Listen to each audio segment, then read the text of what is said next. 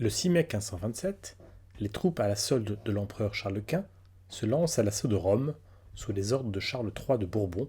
afin de prendre la ville au pape Clément VII. Durant cet assaut, qui dure près de 1 an,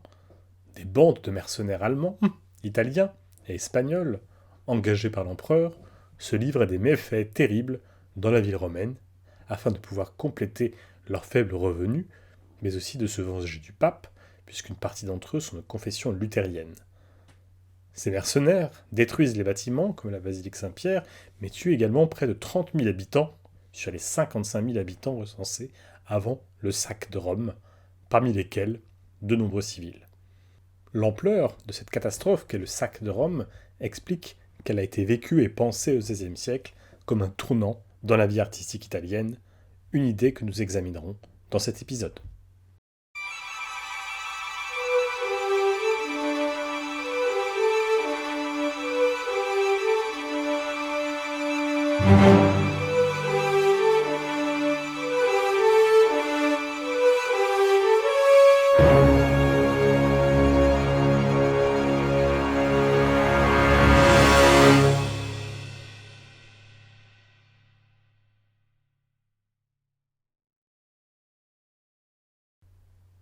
Comme l'a montré l'historien de l'art français André Chastel dans son célèbre livre qu'il a consacré au sac de Rome en 1983, cet événement historique a constitué une véritable rupture pour de nombreux artistes qui ont dû fuir Rome et son saccage afin de sauver leur vie et celle de leurs proches. Parmi les artistes effectivement concernés figurent notamment deux peintres, dont nous commencerons par parler ici. Un ancien élève de Raphaël, Perino del Vaga, et un peintre originaire de Parme, et surnommé pour cette raison le Parmesan. Le premier,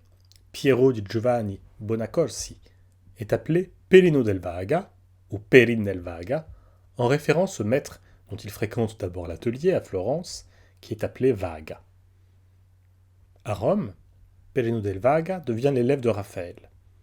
Avec Giovanni Daudine, il se spécialise dans la réalisation de stucs et de peintures décoratives pour les loggias et autres salles du Palais du Vatican, d'après les dessins de Raphaël. Ses travaux l'ont rendu célèbre et il a reçu de nombreuses commandes, principalement pour la décoration intérieure de palais et d'églises de la région romaine. Après le sac de Rome, en 1527, Peleno del Vaga fait partie des artistes qui fuient la ville pour s'installer à Gênes, dans le nord-ouest de l'Italie. Il y travaille essentiellement pour un condottiere et amiral de la République de Gênes, nommé Andrea Doria, dont il décore le palais princier à Fassolo, près de Gênes. Ce sont des stucs, des dorures ou des peintures murales qu'il conçoit ainsi. Il rentre ensuite au sud du pays, travaillant à Pise et revenant à Rome. Dans son livre, André Chastel a affirmé que la catastrophe du sac de Rome avait aussi constitué un tournant psychologique pour de nombreux artistes, en les confrontant avec la peur de la mort et de la fin des temps, et en les conduisant à développer une nouvelle manière de peindre qui sera appelée maniérisme à partir de la fin du XVIIIe siècle. Nous reviendrons sur cette notion anachronique et extrêmement imprécise dans l'excursus qui lui sera consacré. En attendant, il convient de souligner, comme nous l'avons vu dans les précédents épisodes, que les évolutions stylistiques que l'on peut noter dans l'art italien des années 1530 et 1540 sont en réalité des développements de choix et d'esthétique plus anciens. Peinte par Perino del Vaga entre 1531 et 1533, cette chute des géants, chaotique et impressionnante, a souvent été interprétée en lien avec le sac de Rome. Mais il convient de préciser qu'elle n'est pas loin de là une vision catastrophiste. Au contraire, il s'agit pour Perino del Vaga de glorifier l'amiral Andrea Doria, présenté comme un nouveau Neptune, allié à Jupiter, qui est très probablement le portrait allégorique de Charles Quint, avec lequel les Génois s'allient contre le Saint-Siège, tout juste après le sac de Rome, en 1528, après avoir été sous la domination des Français.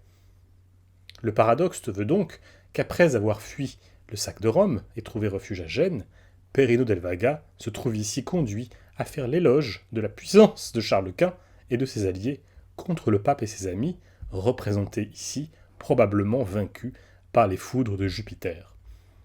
Au-delà de cet aspect circonstanciel, L'art de Perrino del Vaga s'inscrit en réalité dans la même veine que celle que développe Jules Romain depuis quelques années. D'ailleurs, lorsque Jules Romain se rendra à Mantoue, il réalisera à son tour une chute des géants. Dans sa fresque, Perrino del Vaga cherche à s'écarter de la grâce harmonieuse de Raphaël ou du coloris de Titien pour privilégier des formes plus légères, plus expressives, plus artificielles que celles de son maître, dont les attitudes contrastées et musculeuses proposent une réinterprétation adoucie et modérée des inudits de la chapelle Sixtine de Michel-Ange. De même, il fait le choix de fragmenter le récit visuel en entassant les figures dans des murs dépourvus de perspective et de fond de paysage, comme pour étouffer les observateurs sous la surabondance de ces symboles. L'ensemble, toutefois, conserve une grande lisibilité, non seulement grâce à un coloris tenu par un clair-obscur opposant les corps sombres et clairs, mais aussi par une composition clairement segmentée dans l'axe horizontal et vertical, selon un schéma qui fait en réalité penser, par exemple, à la dispute du Saint-Sacrement de Raphaël. Il est plus difficile encore d'associer le parmesan au contexte catastrophique du sac de Rome, contrairement à ce que l'on pourrait penser à cet égard. En effet, la vie de ce peintre, nommé Girolamo Francesco Maria Mazzola ou Mazzuoli, dit Il Parmigianino, le parmesan français, en référence à la ville de Parme où il naît le 11 janvier 1503, est intimement lié au sac de Rome. Le parmesan est d'abord l'élève de son père, Filippo Mazzola, même si les premiers modèles qu'il privilégie sont ceux d'un certain nombre de peintres lombards et vénitiens, dont les modèles circulent dans le nord de l'Italie.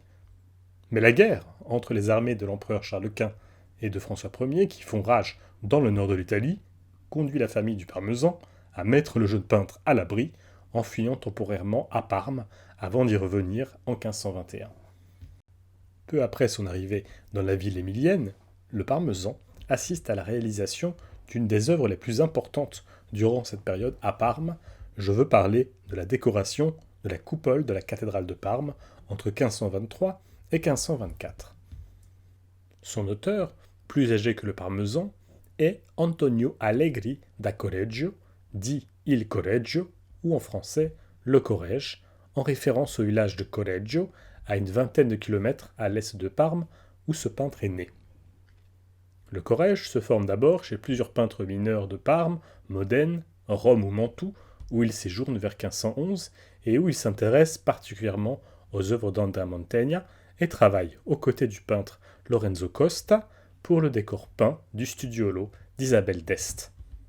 De retour à Parme, le Corrège peint en 1519, à la demande de son abbesse, le décor d'une voûte au couvent Saint-Paul, dite Camera di San Paolo, chambre de Saint-Paul, ou Camera della Badesse, chambre de l'abbesse. Il y formule une synthèse originale des plafonds à compartimentation illusionniste que Raphaël, Perrino del Vaga ou Giovanni da Udine ont popularisé à Rome, ainsi que de la conception michelangelesque du corps humain à travers des putti qui font directement penser aux inudits de la chapelle Sixtine. L'œuvre maîtresse du Corrège dans ces années reste toutefois, comme je l'ai dit, la décoration du chœur et de la coupole de la cathédrale de Parme, dont il ne commence l'exécution que vers 1524, après en avoir signé le contrat en 1522. Tout n'est pas entièrement nouveau dans cette coupole. Son traitement illusionniste, qui donne le sentiment que la coupole s'ouvre vers le ciel infini, vu di sotto in su par les fidèles, rappelle le choix effectué par Andrea Mantegna au plafond de la chambre des époux à Mantoue. La différence d'échelle entre cette petite pièce du palais du Cannes et l'immense coupole de la cathédrale de Parme est toutefois considérable, tout comme la complexité compositionnelle de l'œuvre du Corrège, qui, contrairement à Mantegna, ne fait pas appel à une partition géométrique du plafond par des compartiments architectoniques, mais utilise de façon très originale les nuages spiralés et tourbillonnants pour constituer autant de scènes et de sous-scènes dans une image qui toutefois conserve son unité d'ensemble tant sur le plan du dessin que du coloris. Entourée d'un tourbillon ascensionnel d'anges sur le fond d'un ciel nuageux, la Vierge apparaît en majesté, montant vers le sommet du ciel, au centre duquel, dans un éblouissant éclat de lumière dorée, le Christ l'attend, les bras ouverts. À y regarder de près, il est intéressant et frappant de constater d'ailleurs avec quel art le Corrège parvient à ménager un certain nombre de détails susceptibles d'accrocher le regard du spectateur même à une certaine distance et d'enrichir le matériau iconographique de l'image par le spectacle de sa variété, tout en soignant l'unité d'ensemble par des modelés en sfumato qui intègrent parfaitement les figures dans le fond et les unissent aux autres comme les différents grains de raisin d'une même grappe. Cet intérêt pour la séduction visuelle immédiate, associé à l'habitude qu'il a de faire sourire un grand nombre de ses figures, notamment quand il s'agit d'anges ou de saints, explique que, comme Raphaël, le Corrège ait été considéré comme le peintre de la grâce, terme qui renvoie aux qualités d'une peinture qui plaît immédiatement au spectateur et dont la nature irrésistible la rapproche ou la compare au charme d'une personne qui, malgré quelques défauts physiques ou moraux, suscite l'adhésion pleine et entière. Revenons-en à présent au Parmesan, qui travaille alors dans les équipes de peintres qui entourent et assistent le Corrège dans ses campagnes de décoration dans les cathédrales. Il semble avoir été particulièrement intéressé par les innovations formelles et techniques alors mises en place par le Corrège. Toutefois, le Parmesan, plus que son confrère, semble s'être intéressé à la notion de difficulté, difficoltà, telle qu'elle a été thématisée dans les œuvres de Michel-Ange, comme on l'a vu lors de l'épisode précédent. Le cas le plus emblématique de cet intérêt pour la difficulté, pour la complexité, est son célèbre autoportrait auquel Giorgio Vasari consacre un long passage élogieux. Pour explorer les subtilités de l'art, le Parmesan entreprit un jour de faire son autoportrait, en se regardant dans un de ses miroirs de coiffeur, de ceux en boule convexe. Ce faisant, voyant les effets bizarres que provoque la convexité du miroir, il lui prit l'envie de contrefaire toute chose selon son caprice. Donc, après avoir fait faire autour une boule de bois et l'avoir divisée en demi-boules de taille semblable à celle du miroir, il entreprit avec grand art d'y reproduire tout ce qu'il voyait dans le miroir et en particulier lui-même. Et puisque tous les objets qui s'approchent du miroir grossissent et que ceux qui s'en éloignent rapetissent, il y fit une main qui dessinait un peu grande, comme l'a montré le miroir, et si belle qu'elle paraissait très vraie. Et comme Francesco avait belle apparence, et le visage gracieux, plus que celui d'un ange que d'un homme, son effigie sur cette boule avait quelque chose de divin. Le même intérêt du Parmesan, pour les solutions formelles et techniques complexes, se retrouve dans la suite de sa carrière, même si jamais il ne se départira de son intérêt pour ce charme de la grâce. Cet intérêt se renforce d'ailleurs après son installation à Rome, à la fin de l'année 1524, après avoir fui une épidémie de peste ayant sévi à Parme. Le Parmesan profite de ce séjour pour compléter sa connaissance des maîtres actifs à Rome durant cette période. À Rome, il ne travaille pas sur les fresques du palais du Vatican, comme le lui avait promis initialement le pape Clément VII, mais il a l'occasion d'étudier les œuvres de Raphaël, mort 3 ans plus tôt. L'artiste entre en contact également avec les disciples de Raphaël, comme Perino del Vaga, Baldassare Peruzzi, Polidoro de Caravaggio, mais aussi avec des artistes plus proches de Michel-Ange, comme Sebastiano del Piombo. Mais le Raphaël reste son modèle de référence et de prédilection. On avait l'impression, nous dit à nouveau Vasari, que l'esprit de Raphaël était passé dans le corps du Parmesan, à voir ce jeune, doué d'un sens artistique exceptionnel et aux manières polissées et gracieuses, exactement comme Raphaël, et surtout comment il s'évertuait à l'imiter en toute chose, mais avant tout dans la peinture. Cette étude ne fut pas vaine, puisque de nombreux petits tableaux qu'il fit à Rome, pour la plupart recueillis par le cardinal Ippolito de' Medici, étaient véritablement merveilleux. Ce que le Parmesan vise alors, c'est effectivement le charme et la grâce raphaëlesque, mais il accepte volontiers de faire appel à certains procédés utilisés par Michel-Ange et ses suiveurs pour accentuer cette séduction visuelle, comme le montre cette vision de Saint Jérôme qu'il peint entre 1526 et 1527 et dont parle également Giorgio Vasari. Une commande d'une Sainte Vierge, lui ayant été passée par Maria Buffolina de Città di Castello, un tableau destiné à une chapelle proche de la porte de l'église San Salvatore del Lauro, Francesco réalisa une Madone aérienne, lisant avec un enfant Jésus entre les jambes, et au sol, il plaça, agenouillé dans une extraordinaire et belle attitude, un saint Jean-Baptiste, qui, par le mouvement de rotation du buste, montre le Christ enfant. Et il a représenté, couché par terre, à demi visible, un saint Jérôme en pénitence, en train de dormir. Ce tableau a été peint comme le panneau central d'un triptyque consacré au thème de l'Immaculée Conception, qui devait accueillir, sur les deux volets latéraux, la représentation de saint Joachim et sainte Anne. Ces deux volets ne seront jamais peints en raison du sac de Rome, et le tableau du Parmesan ne sera jamais placé dans l'église romaine de San Salvatore e Naro. Il sera un temps accroché dans l'église Santa Maria della Pace à Rome. On y retrouve la marque de la manière de Raphaël et du Corrège, notamment dans le traitement du groupe de la Vierge et de l'Enfant, marqué par un dessin puissant et précis, mais adouci par des contours et des ombres vaporeuses qui permettent une parfaite intégration dans le cadre paysager, dont la limitation du nombre des teintes renforce l'unité chromatique d'ensemble.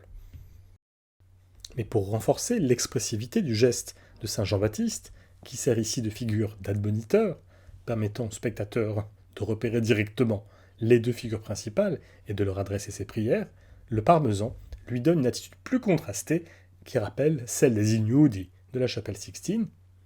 tandis que l'index de sa main droite, disproportionné et comme arqué, propose une reformulation exagérée du geste que Michel-Ange avait donné à Dieu dans sa création d'Adam. Le Parmesan est directement touché donc par le sac de Rome. Giorgio Vasari raconte: au début du sac de la ville, le Parmesan était si absorbé par son travail que lorsque les soldats entrèrent dans les maisons et que déjà quelques Allemands se trouvaient dans la sienne, il ne se détourna pas de son travail malgré le bruit. Si bien qu'en le voyant ainsi travailler, ils furent si étonnés de son travail qu'ils le laissèrent continuer, agissant en gentilhomme, ce qu'il devait être. Il dut payer une rançon de quelques écus qu'il possédait. C'est ainsi que son oncle décida, en voyant Rome presque en ruine et le pape prisonnier des Espagnols, de le reconduire à Parme. Dans sa fuite, le Parmesan s'arrête à Bologne, où il y reste 3 à 4 ans, puis revient à Parme, où il achève sa carrière. C'est durant cette période qu'il commence un tableau qui le rendra célèbre, même s'il ne l'achèvera pas, et qui est aujourd'hui surnommé la Vierge ou la Madone au long cou. Pour l'église de Santa Maria dei Servi, le Parmesan fit un tableau de Notre-Dame avec son fils dormant dans ses bras, et sur un côté, plusieurs anges dont l'un porte au bras une urne de cristal, avec à l'intérieur une croix que regarde Notre-Dame. Cette œuvre, qui ne le satisfaisait pas beaucoup, resta inachevée. Cependant, on l'admire pour sa grâce et sa beauté. Ce tableau, commandé par Elena Baiardi pour sa chapelle personnelle, effectivement dans l'église de Santa Maria dei Servi, ne fut ni achevé ni livré, la partie droite étant d'ailleurs demeurée inachevée. Laissée dans l'église en 1542, elle fut acquise par les Médicis en 1698 et intégrée ensuite aux collections des offices de Florence. À la mort du peintre, une inscription a d'ailleurs été ajoutée sur le stylobate de la colonnade qui mentionne les circonstances dans lesquelles l'œuvre n'a pu être terminée. Francesco Mazzola de Parme n'a pu l'achever en raison de sa mort.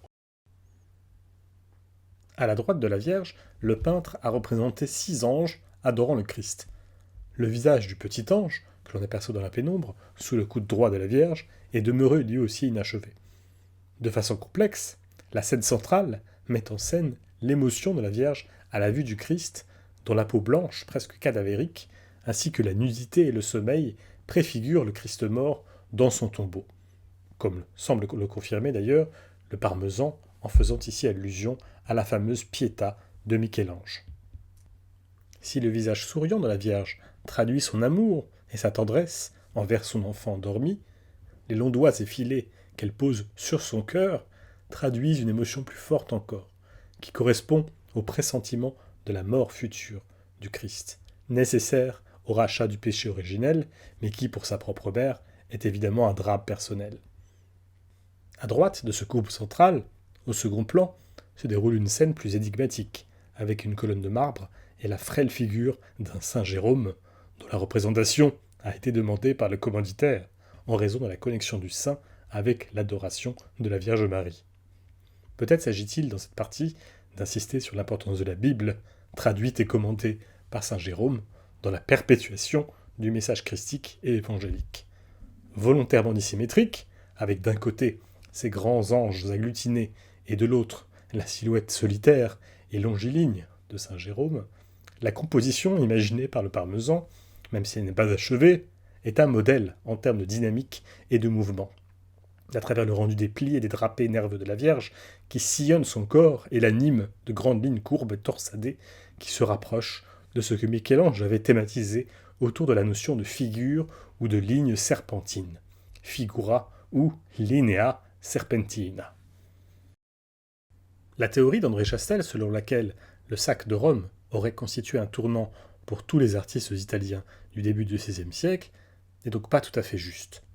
dans la mesure où un certain nombre d'entre eux n'ont pas eu véritablement à souffrir personnellement de cet événement historique,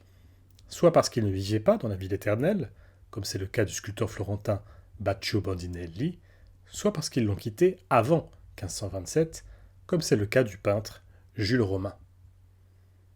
Le premier, dont je vous montre ici un autoportrait, est né à Florence en 1488. Bartolomeo Brandini, dit Baccio Bandinelli, fréquente d'abord l'atelier de Giovanni Francesco Rosticci et hésite entre la carrière de peintre et de sculpteur, avant de s'orienter finalement et principalement vers la seconde. Dans l'historiographie, y compris dans les sources anciennes, Bandinelli a souvent été présenté comme l'ennemi et le rival juré de Michel-Ange. Selon Vasari, qui a été son élève, Bandinelli aurait même détruit le carton de la bataille de Cascina de Michel-Ange de rage et de jalousie. Quant à Benvenuto Cellini, il lui reproche de lui avoir fourni un bloc de marbre de très mauvaise qualité afin de l'empêcher de réaliser une sculpture réussie. Même si ces critiques ont probablement un fond de vérité, il faut toutefois les replacer dans un contexte qui est celui d'une rivalité qui, entre Baccio Bandinelli et les principaux sculpteurs de son temps, n'est pas simplement une rivalité personnelle, mais une émulation artistique, et montre que malgré la réputation considérable de Michel-Ange à l'époque, à Florence ou à Rome, les rapports de force sont toujours susceptibles de pouvoir changer. Le meilleur exemple de ces rapports de force est un groupe que Bandinelli conçoit entre 1525 et 1534. Achevé en 1534, ce groupe a connu une genèse troublée et complexe. Initialement, il fut commandé en 1505 à Michel-Ange, afin de servir de pendant au David sur la place de la Seigneurie, devant le Palazzo Vecchio, à Florence. Michel-Ange a juste eu le temps de réaliser un modello, conservé aujourd'hui au Museo di Casa Buonarroti, avant de devoir renoncer à cette commande, pris par les engagements de plus en plus pressants à Rome. En 1525, Bandinelli est consulté pour la première fois et commence à réfléchir à la possibilité de prendre en charge la commande de son rival. En 1528, le sujet de l'œuvre de Michel-Ange est à nouveau discuté et il est finalement décidé à sa demande qui sculpterait non pas Hercule terrassant le géant Cacus, mais Samson se défaisant des Philistins. Michel-Ange ne réalisera jamais le marbre, mais il réalisera ou fera réaliser une série de modèles de taille réduite qui ont connu un grand succès à travers la réalisation de dessins, de peintures et de statuettes en bronze, dont voici un exemple. Conçue pour un espace public et destinée à être vue de tous les côtés, la composition imaginée par Michel-Ange engageait 3 figures masculines dans un combat meurtrier et agité où les figures constituent une seule et même forme, animée par le mouvement de la ligne serpentine. Cette spirale de figures entrelacées et tendues conduit le spectateur à devoir faire le tour du groupe afin d'en avoir une vision complète, un peu comme cela avait été déjà imaginé plusieurs décennies plus tôt par Donatello dans son Judith et Holoferne. C'est donc une première victoire que remporte Bandinelli en se voyant confier la mission de sculpter le marbre destiné à dialoguer avec le David de Michel-Ange et qu'il achève donc en 1535. Cette compétition, cette émulation, toutefois, se joue aussi dans la manière dont Bandinelli conçoit son groupe. Comme le David de Michel-Ange, la puissance de la figure masculine est allégorique. La force et l'ingéniosité d'Hercule, vainqueur du redoutable Cacus, est un moyen de héroïser la puissance politique et militaire de Florence vis-à-vis de ses principaux rivaux. Mais elle offre aussi à Bandinelli l'occasion de proposer sa réinterprétation personnelle de la terribilità michelangelesque qu'il fait le choix de pousser à son extrême, en donnant presque l'impression d'inventer des muscles imaginaires, ce qui provoquera d'ailleurs l'ire ou la moquerie de Benvenuto Cellini, qui parlera à son sujet, je cite, d'un sac plein de melons. En réalité, Bandinelli, comme Pontormo Rosso, au même moment à Florence, prend volontairement des libertés avec la rigueur anatomique à des fins expressives, ne faisant finalement que poursuivre et radicaliser les réflexions de Michel-Ange. Vasari ne s'y est d'ailleurs pas trompé en parlant au sujet de Bandinelli d'un homme, je cite, terrible de langue et de génie, terribile di lingua e di ingegno. La terribilità, conçue et définie comme une puissance d'effet qui, à l'opposé de la grâce raphaëlesque, crée un rapport de force avec le spectateur, impressionné, presque effrayé par ce qu'il peut voir, est bien au cœur de l'œuvre, comme de la vie de Bandinelli. Il est ainsi intéressant de constater que, de ce point de vue, Bandinelli apparaît, en un sens, comme l'héritier indirect des premières œuvres de Michel-Ange. Néanmoins, dans son Hercule et Cacus, Bandinelli impose un point de vue principal au spectateur, et ne cherche pas, comme le Donatello de la Judith et Holoferne ou le Michel-Ange du Samson, de demander au spectateur de tourner autour du groupe. L'enjeu est véritablement, en émulation avec le David de Michel-Ange, de créer un effet puissant, terrible et presque effrayant sur le spectateur. Un autre artiste italien ne semble pas avoir réellement changé sa façon de travailler après le sac de Rome. Il s'agit de Jules Romain, dont nous avons déjà parlé dans un épisode précédent.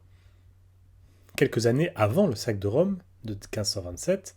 n'étant plus le bienvenu à la cour papale, suite au scandale des estampes des maudits dont nous avons également parlé,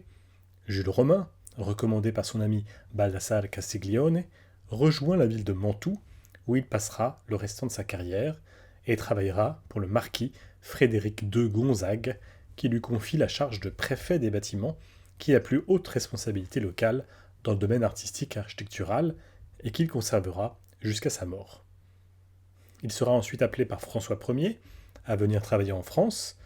mais c'est finalement l'un de ses élèves, le primatis, qui partira et finira sa carrière à Fontainebleau. Nous y reviendrons dans un autre épisode. C'est dans ce cadre que Jules Romain conçoit, en tant qu'architecte et en tant que peintre, une nouvelle résidence princière des Gonzague, qui est appelée le Palais du Thé, Palazzo del Thé, en référence à l'île Teieto, abrégée en île Thé, où se trouvait ce palais, près des écuries seigneuriales, avant que le lac entourant cette île ne soit asséché. Construit entre 1524 et 1534, le Palais du Thé combine différentes fonctions. Il s'agit d'une résidence, d'un lieu de loisirs et d'hospitalité, un lieu de divertissement et de représentation. Le vaste bâtiment a un plan de cour carré, de descendance vitruvienne, inspiré d'une domus romaine, avec 4 entrées sur 4 côtés. À l'intérieur, Jules Romain et son atelier peignent à fresque les murs de motifs ayant recours à des trompe-l'œil, à des clairs-obscurs ou à des allégories souvent antiquisants. Il représente également dans une des salles, on l'a dit, une monumentale lutte des géants et des dieux qui met en scène un combat mythologique grâce à de vigoureux effets de raccourci, ou encore, dans le salon de Psyché, le banquet de Psyché. Cette salle, qui servait autrefois de salle à manger et qui était adjacente à l'appartement du marquis, a pour sujet les amours de Cupidon et de Psyché, dans la version racontée par Apulée dans un roman intitulé L'âne d'or ou les métamorphoses. Jules Romain y montre sa virtuosité comme peintre-décorateur. L'organisation compositionnelle, par une grille de bandes de stuc doré qui définit un carré central avec 4 demi-octogones et 8 octogones, capitalise sur le vocabulaire décoratif mis en place et codifié dans l'atelier de Raphaël à Rome et que Jules Romain a pu intégrer lors de son séjour auprès du maître romain, notamment à la Villa Farnesine. Par rapport à Raphaël, toutefois, Jules Romain montre une plus grande expressivité et un plus grand intérêt pour la dynamisation des figures, assorti d'un enrichissement considérable du matériau iconographique et formel, avec une distinction nette entre le coloris chaud et unitaire des scènes inférieures et les scènes du plafond traitées que des nocturnes, représentées en clair-obscur. Ces années, enfin, sont celles de la fin de carrière du Corrège, qui meurt prématurément en 1534, à l'âge de 45 ans. Outre sa production religieuse, le Corrège a conçu un ensemble de tableaux désormais célèbres représentant les amours de Jupiter telles qu'elles sont décrites dans les Métamorphoses d'Ovide avec 4 divinités. Danaé, ici séduite par Jupiter sous la forme d'une pluie d'or, Léda, que conquiert Jupiter métamorphosé en cygne, Ganymède, un jeune adolescent enlevé par Jupiter sous la forme d'un aigle, et Io, que Jupiter charme dans l'état d'une brume mystérieuse. Cette série érotique de 4 tableaux a été commandée par le même marquis Frédéric de Gonzague, pour lequel travaille alors Jules Robin, probablement pour décorer sa salle privée d'Ovide au sein du palais du Thé. Cependant, elles ont été finalement offertes à l'empereur Charles Quint, alors en visite à Mantoue, et ont donc quitté l'Italie quelques années après leur achèvement. Ce 4e tableau est consacré à l'histoire d'Io, prêtresse de Junon, dont la grande beauté fascine Jupiter, qui, craignant toutefois la jalousie de sa femme, Junon, fait tomber une épaisse brume sur la terre et séduit ainsi la jeune femme en s'y dissimulant. Des 4 tableaux, celui-ci est peut-être le plus typique du Corrège, de la fin de sa carrière en tout cas, qui, on l'a vu, s'est fait connaître à Parme par l'usage qu'il a pu faire des nuages circulaires et concentriques dans la coupole de la cathédrale, mais aussi par l'extraordinaire sfumato de son modelé, grâce auquel il parvient non seulement à livrer à l'image de la Vénus d'Urbain de Titien les effets de chair nécessaires à l'excitation visuelle et peut-être même sexuelle propre à tout tableau érotique, mais aussi à unir de manière tout à fait inédite et extrêmement efficace la figure et son cadre spatial. Le sac de Rome, on le voit, a joué un rôle non négligeable dans l'histoire des arts italiens à la fin du premier tiers du XVIe siècle. Mais il a aussi mis en évidence une logique à l'œuvre durant toute cette période, à savoir l'extraordinaire ébullition artistique autour, à côté, et contre parfois les grands maîtres que sont à l'époque Raphaël, Michel-Ange et Titien, qui attirent l'attention et l'admiration de leurs jeunes émules, mais aussi l'envie et le désir d'en découdre. Quelques années plus tard, au milieu du XVIe siècle, ces rivalités se cristallisent autour d'une opposition qui prend du temps à se formaliser entre les partisans du dessin, du disegno, plutôt situés à Florence et à Rome, et les partisans du coloris, du colorito, plutôt actifs dans le nord de l'Italie, à Venise et dans une moindre mesure en Lombardie, à Parme et à Mantoue. C'est à cette opposition entre dessin et coloris dans l'art italien du milieu du XVIe siècle que sera consacré le chapitre 7 de notre cours.